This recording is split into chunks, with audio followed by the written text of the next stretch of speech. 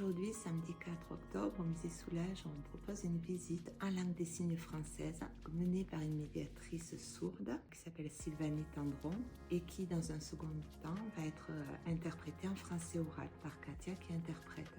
Donc l'idée, c'était un peu d'échanger les rôles, de ne pas partir d'une visite orale qui est traduite, mais vraiment d'une visite LSF qui ensuite est accessible aux personnes entendantes. On avait déjà proposé des visites en langue des signes, mais c'était avant Covid. Par contre, c'était une médiatrice du musée qui menait la visite avec un interprète en LSF. Là, on a vraiment échangé l'ordre du contenu. Parmi les structures et associations qu'on reçoit, on a l'association des malentendants de Rodez, mais c'est aussi la volonté de rendre le musée et ses collections accessibles au plus grand nombre. Alors même si ça ne touche pas beaucoup de personnes, il faut que cette proposition existe. Donc, depuis l'ouverture du musée, on ouvre au plus grand nombre. Moi, par exemple, je reçois beaucoup de structures médico-sociales, des foyers de vie, des IME.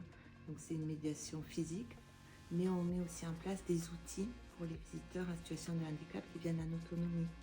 On a un sac sensoriel pour les personnes qui ont du mal à se concentrer pendant la visite.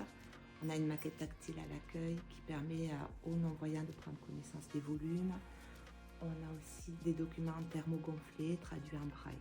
On essaie d'avoir un panel pour tous. Là, justement, on en parlait avec la médiatrice qui va proposer la visite aujourd'hui, de peut-être proposer des petites capsules filmées en langue des signes, avoir peut-être à proposer sur des tablettes pour les visiteurs qui viennent, sans qu'il y ait une médiatrice le jour même. L'équipe des publics travaille vraiment pour que le musée soit aussi un lieu d'inclusion et vraiment de l'ouvrir à tous. On arrive à la